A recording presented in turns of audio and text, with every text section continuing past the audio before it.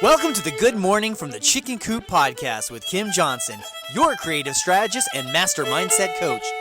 Filled with inspiration, distinctions, perspectives, and possibilities, we help you to cultivate a mindset that leads you to create the best version of yourself you could ever imagine. Join Kim every morning from one of her favorite happy places, her chicken coop, along with all her chickens. Hey everybody, good morning from the chicken coop. So today I want to talk to you about change. Boy, what a big subject, right? Because it encompasses so many different parts of our lives.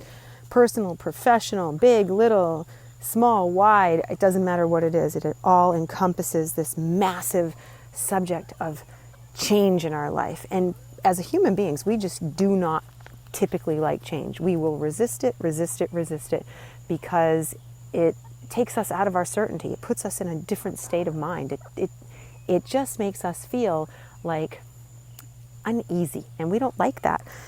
You know, our nature is to look for the certainty and safety. It's just how human beings are wired, and we're never going to get around that.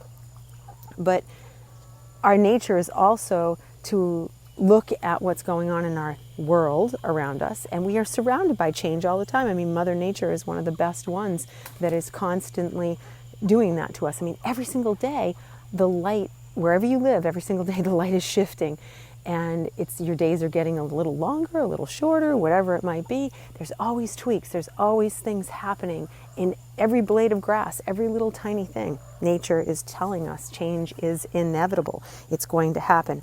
But our pain isn't necessarily because of the change. Our pain is because of the resistance to the change that's around us, because we don't like it and we want things to stay exactly the same. You know, there was an episode of Sesame Street years ago where Elmo wanted Christmas every day. And I always laugh at that one. My daughter wanted to watch it over and over and over again. And, you know, after a while, Elmo got sick of Christmas because it was every day. And he had to realize that, you know, in order for things to be great, they have to shift, they have to move on. You can't have the same things all the time. Everything is always about growing and expanding and shifting and changing. And we have to recognize in ourselves that the resistance we put up, the resistance in our perspective, the resistance in our desire for things to shift and change around us causes all of our pain, not the actual acts of things. Sure, it's inevitable that there will be things that happen that cause us pain. We will lose things in our lives, people we love, animals we love, we will lose jobs that we love, we will lose situations. And if we are completely and totally honest, we will recognize that a huge, tremendous chunk of that is that feeling and emotion that we have happening is because of our resistance to it. So our resistance to the change, that is, and because we feel so overwhelmed with it. And I'm sorry for the dogs barking in the background. Can you hear all that? That's my neighbor's dogs. And, you know, we're just going to roll with it because this is important. And it's a change in what we're doing, right? And I'm not going to resist the change as it's happening. I'm just going to go, we're going to roll with it and see how it goes.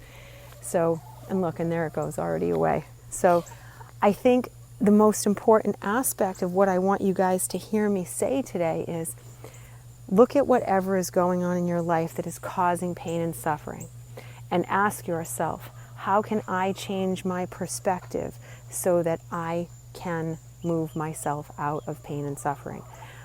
Because pain and suffering is inevitable, but it's not something that you need to stay in. You can move through it, I promise you. I know that because I've done it so many times in my own personal life with losses of many things.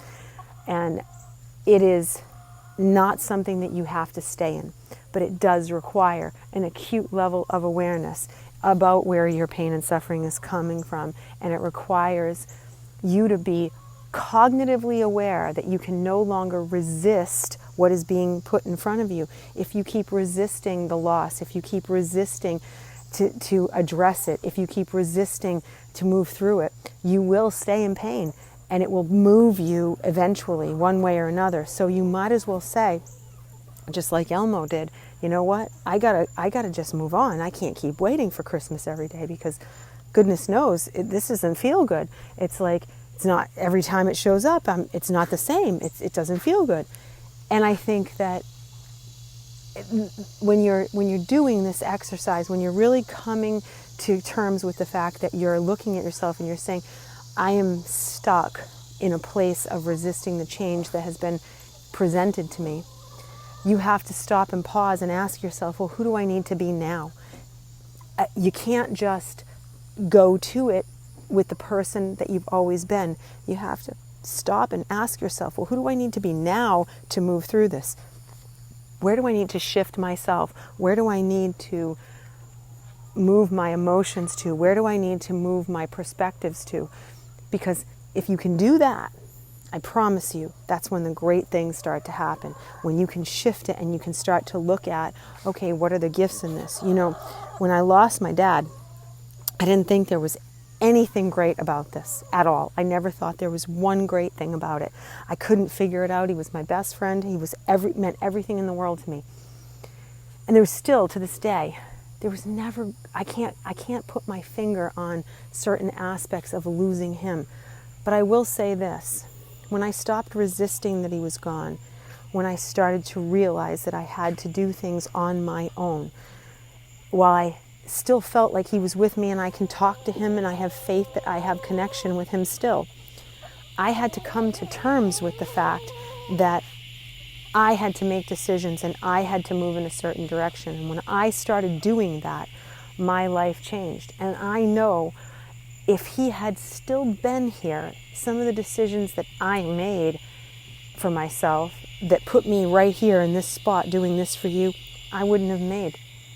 And I certainly wouldn't be living where I am. I certainly wouldn't be in the state that I am. I certainly wouldn't be doing the things that I was doing. I would have taken a completely different path because I was on a completely different path. And once he passed, then I shifted. So I can sit back and, I can still feel the pain of the loss, but I don't have to have the same interpretation of it. So maybe all of this stuff that's out there, whatever's going on in your life, whatever change is happening that you have to come to terms with and move through and realize the resistance is not necessarily helping you at this point, I'll tell you to just stop and pause and say, who do I need to be now moving forward? And what do I want to believe about this happening so that I can move forward? And just asking yourself some really better questions will help you. So I hope that this is helpful for you today. I hope that you understand a little bit more about change and resistance to change. And I will see you guys tomorrow. Have a blessed day. Bye.